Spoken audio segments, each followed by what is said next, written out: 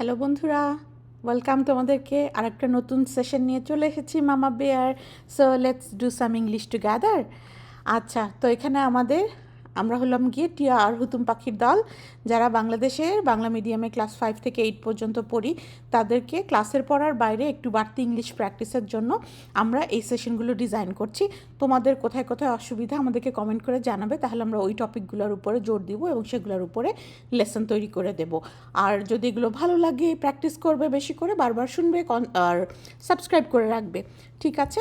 So without further delay let's see what mama bear has brought for you guys today. Okay, so আমাদের আজকের topic কি? আমরা আমাদের building better sentences এই সিরিজটা শুরু করেছিলাম, যেখানে আমরা দেখছিলাম যে কিভাবে সিম্পল সেন্টেন্স বা কমপ্লেক্স সেন্টেন্স তৈরি করা যায় বিভিন্ন ধরনের কাঠামো বা টেমপ্লেট ইউজ করে, যেমন সো দ্যাট, টু, তারপরে অলদো শিখেছি আমরা কালকে। আজকে আমরা দেখছি ইনাফ টু এই জিনিসটাতে।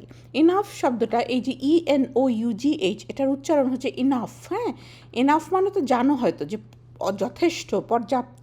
এই ইনাফের সাথে টু যুক্ত হয়ে, হ্যাঁ, বাক্যের মাঝখানে বসে বিভিন্নভাবে আমাদেরকে ভাব প্রকাশে সাহায্য করে। যেমন আমরা একটা উদাহরণ দিয়ে বোঝানোর চেষ্টা করি। এই যে এখানে দেখো, আবার সেই বার্ড হাউস অ্যাক্সিডেন্টের গল্পটার কথা মনে করিয়ে দিচ্ছি তোমাদেরকে, রাইট? সে মনে আছে যে হুতুমের কারণে টিয়ার গায়ে রং পড়ে গিয়েছিল, হুতুম সরি বলেছিল, টিয়া মন খারাপ করেছিল, কিন্তু তারপরে ওরা যেহেতু ভালো ফ্রেন্ড, ওরা আবার পরস্পরকে মাফ করে মিল করে নিয়েছিল এবং একসাথে প্রজেক্ট কমপ্লিট করেছিল। তো সেই সময়ে তাদের যে বিহেভিয়ার, সেটা বোঝানোর জন্য আমরা এভাবে বলতে পারি। দেখো, এই দুটো সেন্টেন্স আমরা পড়ি, তাহলে আমরা আমাদের আজকের কোর টপিকটা সম্পর্কে প্রথমে জেনে যাব, দেন আমরা এটাকে এক্সপ্লেন করব এবং এইটা দিয়ে আমরা অনেকগুলো নতুন বাক্য তৈরি করব। তাহলে আমরা প্রথম বাক্যটা পড়ি। Hutum was brave enough to apologise. আচ্ছা, অ্যাপোলোজাইজ একটা ভার্ব, এর অর্থ হচ্ছে ক্ষমা চাওয়া।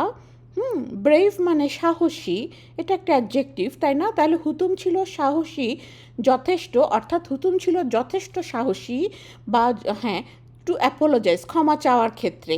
মানে এটা আমরা এই এনাফ টু দিয়ে বোঝাচ্ছি যে ক্ষমা চাইতে হলে যে পরিমাণ সাহস দরকার সেটা হুতুমের ছিল, সেই কারণে সে কিন্তু দৌড়ে গিয়ে টিয়ার কাছে ক্ষমা চাচ্ছিল। এটা মনে রাখবে, ক্ষমা যারা চায় তারা কিন্তু সাহসী, আর যে ক্ষমা চায় না তারা বোকা এবং ভীরু।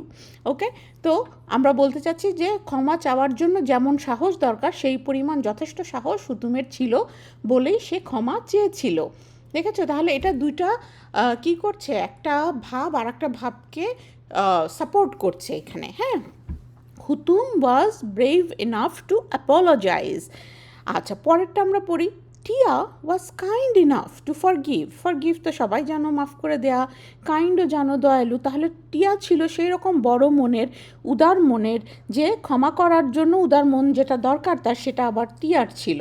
যতই গায়ে রং পড়ে যাক, পালক নষ্ট হয়ে যাক, টিয়া কিন্তু বুঝতে পেরেছে যে তার বন্ধু তাকে ইচ্ছে করে রং মাখিয়ে দেয়নি, তখন টিয়া তাকে মাফ করে দিয়েছিল। এই যে, তাহলে মাফ করার জন্য যে পরিমাণ মনে দয়া মায়া দরকার সেটা যথেষ্টই টিয়ার ছিল। দেখেছো, এই লম্বা কথাটাকে আমরা কিন্তু এই সুন্দর করে ইনাফ টু এইটুকুন দিয়ে আমরা বুঝিয়ে দিলাম। তাহলে ইনাফ টু এটা কিন্তু খুব সুন্দর একটা পাওয়ারফুল একটা ফ্রেজ বা পাওয়ারফুল একটা প্যাটার্ন, যেটা দিয়ে আমরা অনেকভাবে বাক্য তৈরি করতে পারি। তো সেটাই আমরা এখন দেখব। আমি তো প্রথমে এখন ইন্ট্রো দিলাম, দুটা সেন্টেন্স আমরা দেখলাম। চলো এরকম আরও সেন্টেন্স আমরা দেখি, অথবা এই প্যাটার্নটাকে আগে একটু আমরা ভাঙি। তো এই স্লাইডে আমি তোমাদেরকে প্রথমে প্যাটার্নটাকে ভেঙে দেখাচ্ছি। দেখো, এখানে এনাফ টু শব্দ দুটো পরপর বসেছে, তার জাস্ট ইমিডিয়েট আগে, এনাফের আগে আছে ব্রেভ। ব্রেভ কি? অ্যাডজেক্টিভ। কারণ ব্রেভ কি করছে? ব্রেভ একটা বৈশিষ্ট্য কার? হুতুমের। হুতুম তো আমাদের নাউন। যখন কোনো নাউনকে মডিফাই করে তখন সে কি? সে অ্যাডজেক্টিভ। তাহলে অ্যাডজেক্টিভ, তারপরে ইনাফ টু, আর তারপরে কি? অ্যাপোলোজাইজ, ক্ষমা করা, এটা ভার্ব। তাহলে অ্যাডজেক্টিভ, এনাফ টু, ভার্ব, এটা একটা প্যাটার্ন। এটা দিয়ে আমরা অনেক রকম বাক্য তৈরি করতে পারি। যেমন আমরা প্রথমে এটা করেছি, Hutum was brave enough to apologise. হ্যাঁ, he was brave enough to complete the task. He was hardworking enough to prepare for the tough exam. অনেক কিছু বলতে পারি। তাহলে অ্যাডজেক্টিভ, তারপরে ইনাফ টু, তারপরে ভার্ব। এবং এখানে কি হয়, আমাদের এই অ্যাডজেক্টিভ এবং ভার্বকে দুটাকে সমর্থন করে জোড়া দেওয়ার জন্য আমরা এই ইনাফ টু এই অংশটুকুন বা ফ্রেজটুকুন ব্যবহার করতে পারি।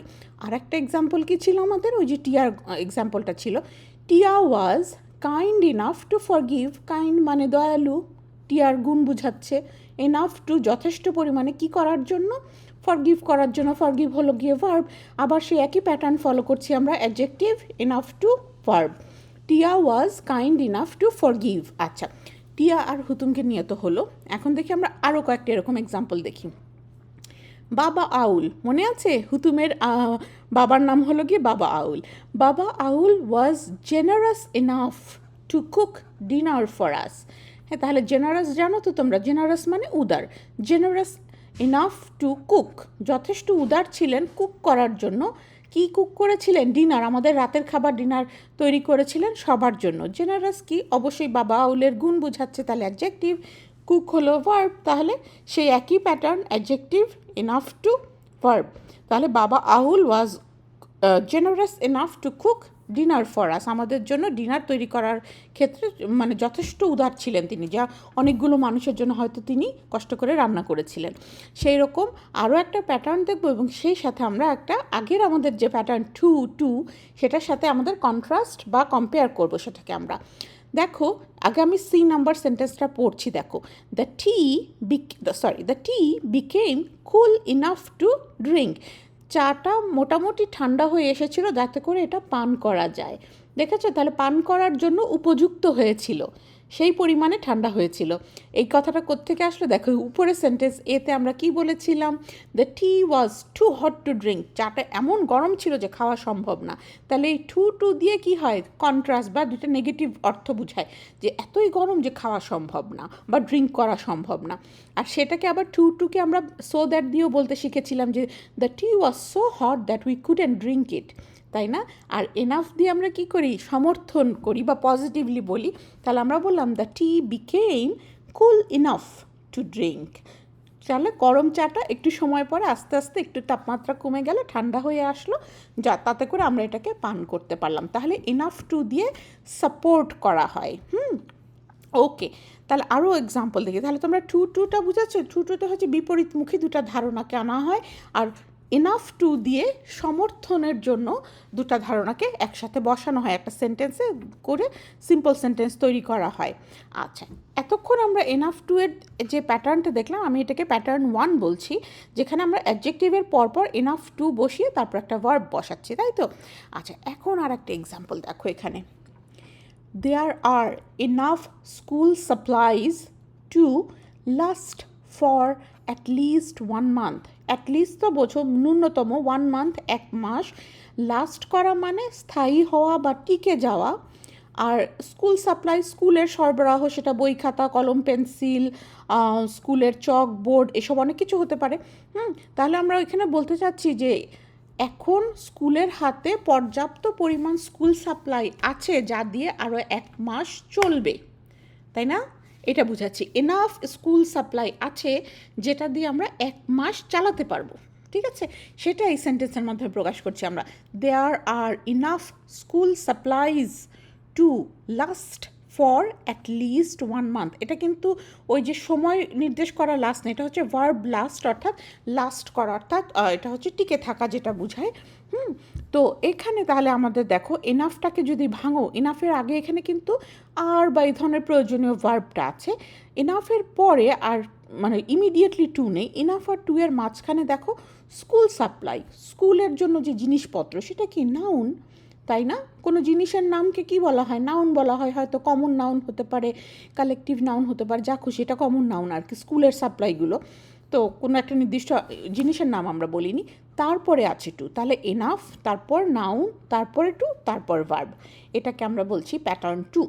এটা আর একটা প্যাটার্ন, যেটা দিয়ে আমরা এই এনাফ টুকে ব্যবহার করে সে একই ধরনের মানে বাক্য তৈরি করছি, কিন্তু এখানে প্যাটার্নটা ডিফারেন্ট, তাই না?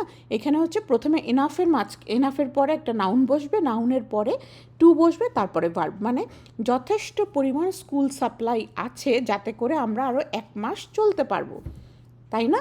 আচ্ছা, এখন দেখো আর একটা এক্সাম্পল এরকম দেখি। Don't you have enough money to repair the bike? Repair তো বোঝো সারাই করা, একটা ভার্ব। হ্যাঁ, এনাফ যথেষ্ট, মানি টাকা, তাহলে মানিটা হচ্ছে নাউন। ডোন্ট ইউ তোমার কি নেই যথেষ্ট টাকা বাইকটা রিপেয়ার করার জন্য? তাহলে আবার প্যাটার্নটা খেয়াল করি। এনাফের পরে মানি মানে নাউন, নাউনের পরে টু, টু এর পরে রিপেয়ার ভার্ব, অর্থাৎ এটা প্যাটার্ন টু ফলো করছে না। এনাফ তারপরে নাউন তারপরে টু তারপরে verb. Don't you have enough money to repair the bike? ঠিক আছে। Do you have enough time to prepare for the exam? দেখেছো এখানে আমি ডু দিয়ে বললাম, আমাদের এক্সাম্পলে আছে ডোন্ট দিয়ে। আচ্ছা, আরেকটা দেখি। We have enough time to prepare for the test. আচ্ছা, এখানে আমরা টেস্টের কথাও বলে দিয়েছি যে আবার দেখো ইনাফের পরে কি টাইম, টাইম অবশ্যই একটা নাউন, কারণ সময় মানে কোনো একটা ধারণার নাম বোঝাচ্ছে। তারপরে টু, তারপরে প্রিপেয়ার মানে তৈরি হওয়া, প্রস্তুত হওয়া, একটা ভার্ব। তারপর বাকি অংশ যা ফর দ্য টেস্ট, টেস্টের জন্য তৈরি হওয়ার জন্য আমাদের হাতে যথেষ্ট সময় আছে। দেখেছো, তাহলে এনাফ টাইম টু প্রিপেয়ার, এই যে সমর্থন দেওয়ার জন্য আমাদের এক্সামের বা টেস্টের জন্য প্রিপেয়ার হওয়ার যথেষ্ট সময় আমাদের হাতে আছে। আমাদের আবারও প্যাটার্ন টু দেখতে পাচ্ছি এখানে। ওকে, তাহলে আমরা এনাফ দিয়ে এনাফ টুকে আমরা দুইভাবে বসাতে পারি, এটাই আমরা দেখছি আর কি এক্সাম্পলের মাধ্যমে, যে এনাফের এনাফের পরে নাউন, নাউনের পরে টু, টু এর পরে ভার্ব, সেটা হলো আমাদের প্যাটার্ন টু। অথবা অ্যাডজেক্টিভের পরে এনাফ আর টু তারপরে ভার্ব, সেটা হচ্ছে আমাদের pattern one. Mom cooked enough food to serve everyone, সবাইকে সার্ভ করা যাবে এমন পরিমাণ খাবার মা রান্না করেছিলেন। ঠিক আছে, ইনাফ তারপরে ফুড তারপরে টু তারপরে সার্ভ। ওকে, প্যাটার্ন টু। আচ্ছা, আরেকবার আমরা টু আর টু এর কন্ট্রাস্ট বা এক্সাম্পলটা কম্পেয়ার করে পড়ছি। দেখো, the box is too heavy to carry, বাক্সটা ক্যারি করার জন্য খুবই ভারী, মানে বাক্সটা এত ভারী যে ক্যারি করা সম্ভব না। যদি আমরা উল্টোটা বলতে চাই যে the box is light enough to carry, মানে বক্সটা যথেষ্টই হালকা বা বক্সের ওজনটা এমন যেটা আমার পক্ষে ক্যারি করা সম্ভব। তাহলে ক্যারি ভার্বকে সাপোর্ট করছে এখানের এই এনাফ টু ফ্রেজের সামনে থাকা অ্যাডজেক্টিভটা। তাহলে এটা আবার কি প্যাটার্ন ওয়ানে আমরা চলে গেলাম। Light enough to carry, light হচ্ছে অ্যাডজেক্টিভ, এনাফ টু তারপর ক্যারি হলো গিয়ে ভার্ব। ঠিক আছে, তাহলে টু টু দিয়ে যে ধরনের মানে দুটা ভাবের মধ্যে নেগেটিভ রিলেশন বোঝানো হয় বা কি বলবো বিপরীতার্থক রিলেশন বোঝানো হয়, আর ইনাফ টু দিয়ে পজিটিভ অর্থের রিলেশন বোঝানো হয় আর কি। আচ্ছা, আরেকবার পড়ি। Tia was careful enough to avoid making the same mistake again. আচ্ছা, এখানে আমি বলে দিচ্ছি না, তোমরা চিন্তা করে বলো তো এটা কোন প্যাটার্ন, প্যাটার্ন ওয়ান না টু? এটা কি ইনাফের আর টু এর মাঝখানে নাউন আছে নাকি ইনাফের আগে অ্যাডজেক্টিভ আছে? খেয়াল করে বলবে উত্তর। কি মনে হয়? কেয়ারফুল একটা অ্যাডজেক্টিভ, এনাফ আর টু এর মাঝখানে কিছু নেই, তার মানে এটা আমাদের প্যাটার্ন ওয়ান। প্রথমে অ্যাডজেক্টিভ, তারপরে এনাফ টু, তারপরে অ্যাভয়েড হচ্ছে একটা ভার্ব। একইভাবে you have enough money to support his education, তোমার যথেষ্ট টাকা আছে তার পড়াশোনাকে সাপোর্ট করার জন্য। তাহলে যে এনাফ আর টু এর মাঝখানে নাউন একটা আছে মানি, তারপরে টু এর পরে তো ভার্ব সব জায়গায় থাকছে সাপোর্ট, কাজে এটা হচ্ছে আমাদের প্যাটার্ন টু এর একটা এক্সাম্পল। আরও দুটো এক্সাম্পল দিয়েছি আমি এখানে। We have enough money to buy school books, আচ্ছা মানি দিয়ে বেশি এক্সাম্পল হয়ে গেছে, এটাও আমাদের কি pattern two. They had enough people to support their missions, তাদের যে মিশন সেটাতে সাপোর্ট করার জন্য যথেষ্ট লোকবল তাদের ছিল। ঠিক আছে, এটাও প্যাটার্ন টু, কারণ এনাফ আর টু এর মাঝখানে পিপল, এই যে নাউন আছে আর টু এর পরে তো ভার্ব আছে। ওকে, আরেকবার আমরা দেখি। Tina and Hutum practised enough to feel confident before the stage show. মনে করো টিয়া আর হুতুম কোনো একটা স্টেজ প্রোগ্রামে অংশ নেবে, হয়তো নাটক অথবা গান বা নাচ কিছু একটা, তো সেটার জন্য তারা কি করেছে, যথেষ্ট পরিমাণে প্র্যাকটিস করেছে বা অনুশীলন করেছে টু ফিল কনফিডেন্ট, যাতে করে তাদের কনফিডেন্সটা চলে আসে, তাদের মধ্যে দৃঢ় প্রত্যয়টা চলে আসে। এখন তোমরা হয়তো জিজ্ঞেস করবে যে মামা ভাইয়া এখানে কোন প্যাটার্নের মধ্যে পড়ছে? এখানে কিন্তু এনাফ আর টু এর মাঝখানে কোনো নাউন নেই, কাজে এটা প্যাটার্ন টু নয়। এখন ইনাফের আগে আছে প্র্যাকটিসড, কিন্তু প্র্যাকটিস তো কোনো অ্যাডজেক্টিভও নয়, এটা তো ভার্ব এখানে। হ্যাঁ, এটা একটু ডিফারেন্ট প্যাটার্ন, এখানে হচ্ছে ভার্বের পরে ইনাফ টু তারপরে আবার একটা ভার্ব। ঠিক আছে, এটা নিয়ে আমরা খুব একটা কথা আজকে বলবো না, অন্য সময় বলবো, বাট এরকম এক্সাম্পলও তোমরা হয়তো বা দেখতে পাবে আর কি। ঘাবড়ে যাবে না, still it means the same, যে তারা কনফিডেন্ট ফিল করার জন্য বা দৃঢ় প্রত্যয় মানে অনুভব করার জন্য, দৃঢ় প্রত্যয় হওয়ার জন্য যথেষ্ট পরিমাণ অনুশীলন তারা করেছিল, যাতে করে স্টেজে উঠে তাদের কোনো ধরনের ভয় কাজ না করে। ঠিক আছে? আচ্ছা, তাহলে এনাফ টু দিয়ে আমরা অনেক এক্সাম্পল দেখলাম, মামা বেয়ার অনেকগুলো এক্সাম্পল তোমাদেরকে দিল। এখন একটা কাজ দিবে মামা বেয়ার তোমাদেরকে। গতদিন মনে আছে আমরা এই ছবিটা দেখেছিলাম যে বাবা আউল সুন্দর একটা খাবার রান্না করছে হুতুমের জন্য। হুতুম খুব আগ্রহী চোখে তাকিয়ে আছে যে কি মজার একটা খাবার রান্না শেষ হবে, তারপরে আমরা খাবো। তো সেটা নিয়ে আমরা এখানে একটা লেখা লিখেছি 2-3টা সেন্টেন্সের। হ্যাঁ, চলো পড়ি, তারপরে কি করতে হবে আমি বলে দিচ্ছি। হুতুম ইজ ভেরি কনফিডেন্ট ইন বাবা আউলস কুকিং স্কিল। হুতুম বাবা আউলের কুকিং স্কিল বা রান্নার পারদর্শিতার উপরে সে খুবই আত্মবিশ্বাসী, কনফিডেন্ট। সে জানে যে তার বাবার রান্না ভালো হবে। হি বিলিভস দ্যাট, সে বিশ্বাস করে যে even if Baba owl puts a lot of spices in the soup, সে বিশ্বাস করে যে যদিও বা বাবা আউল খাবারে বা স্যুপের মধ্যে অনেক রকম মশলা দেয়, it will turn out delicious, এটা রান্নাটা খুব মজার একটা কিছু তৈরি হবে স্যুপটা। হ্যাঁ, he is eagerly waiting to taste it, সে খুব আগ্রহ নিয়ে ওয়েট করছে, অপেক্ষা করছে এই খাবারটাকে টেস্ট করার জন্য, যে কখন রান্না শেষ হবে আমি খাবো। আচ্ছা, এটা তো আমরা পড়লাম না, একটা ছোট্ট ঘটনাকে আমরা এখানে 3-4টা সেন্টেন্সে বললাম। এখন তোমরা তোমাদের মনের মাধুরী মিশিয়ে এই কথাগুলোকে ঘুরিয়ে ফিরিয়ে ভাবের পরিবর্তন না করে দু একটা সেন্টেন্স চেঞ্জ করতে পারো, পুরোটা চেঞ্জ করতে পারো, যেভাবে খুশি একই কথাগুলো অন্যভাবে লিখবে। কিন্তু একটা শর্ত আছে। শর্ত কি? এখানে কোথাও না কোথাও তোমাকে এনাফ টু এই প্যাটার্নটা ব্যবহার করার উপায় খুঁজে বের করতে হবে। ঠিক আছে?